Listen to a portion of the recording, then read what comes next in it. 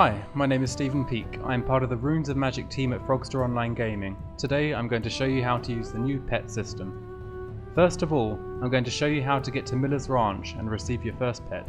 For this tutorial, I'm going to use the NPC in Logar, but you can transport yourself to Miller's Ranch from other locations in Taboria, such as in Varanus or in the Obsidian Stronghold. After arriving at Miller's Ranch, we'll walk over to the NPC named Pikesile, who will give us a quest to begin catching our first pet. To begin the quest, we'll click on Pikesile and choose Enter Pet Hunting Training. We'll then receive some items from him that we'll need to catch a pet. Then we'll turn around and head to the tree trunk right behind us, just like Pikesile said. Before we start, let's take a look at what items we have in our inventory. The first item is a huntsman's trap, and the other is a delicious turkey dinner, which we'll use straight away. Just click on the tree trunk to get started.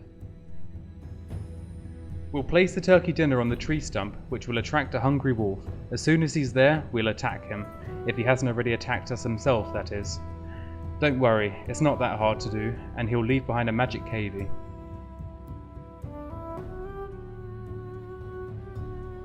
Before the little guy makes a break for it, we need to catch him using the huntsman's trap. Just right click on it and lay it on the grass.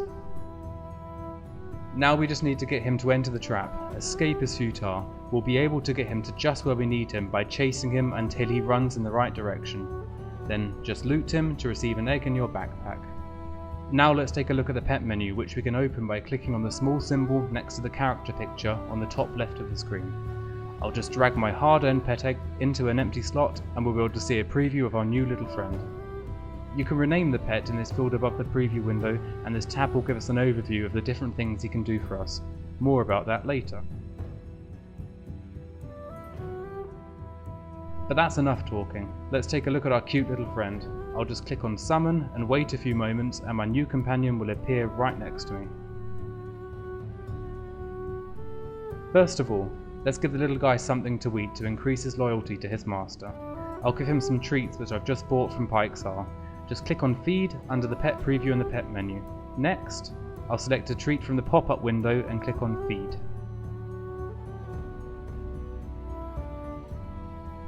Specific attributes will then be raised depending on the type of food.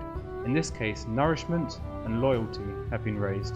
The level of your pet's nourishment will affect how willing he'll be to support you in battle. A well-fed pet will always stay loyally at his master's side.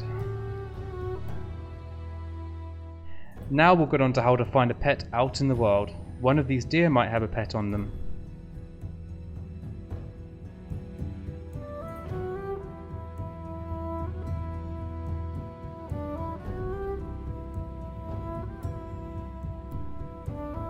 I should set up a trap as quickly as possible to catch him, although I don't think he's quite strong enough to climb the tree. Catching cavies is difficult.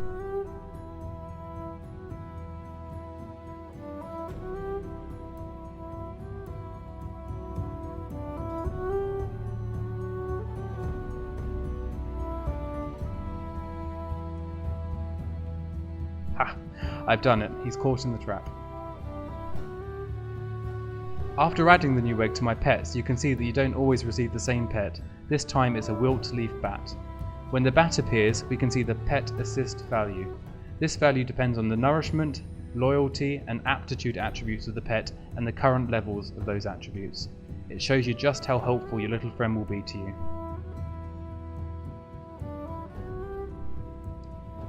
Now, I'll show you a couple of different pets you can catch. As you can see, each pet has its own values just like a normal player's character. In the middle, you'll see the value of each individual attribute. On the left, you'll see growth, which shows how much a particular attribute can be raised, and then on the right, you'll see the value which will be added to your attributes when your pet has been summoned.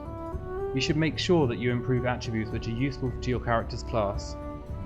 Mages, for example, should have pets with lots of intelligence so that their attack damage and mana are raised. Now, let's take a closer look at our pet's skills, which of course can be raised by using his talent points.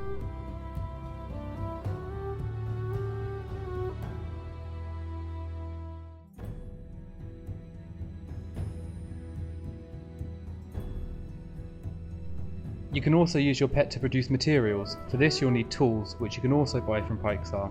Here are a few I bought earlier. To make something, we just click on Production. Now, we'll drag a tool into the empty slot. Then you simply choose what you'd like your little helper to produce from a selection of basic material sorts. After choosing one, a selection of possible commodities will be displayed. Now I'll click Start and my pet will begin producing materials. You can halt this process at any point. To move the materials into your backpack, you click on Harvest and your pet will receive experience points every time he produces something for you. It's also possible to merge the cute little guys to attain better attributes. To do this, just click on the merging button to get started. First, choose which pet you want to be the agent and which you want to be the reagent, but make sure that both pets are of the same element. There are 6 elements, but there are some pets that don't possess an element at all. If this is the case, they can be merged with any other element type. When you start the merging process, the attributes from the reagent will be added to those of the agent. The resulting pet will retain the appearance of the agent.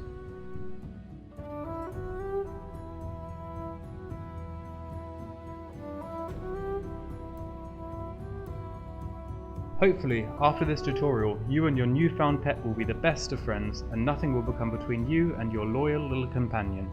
Have fun.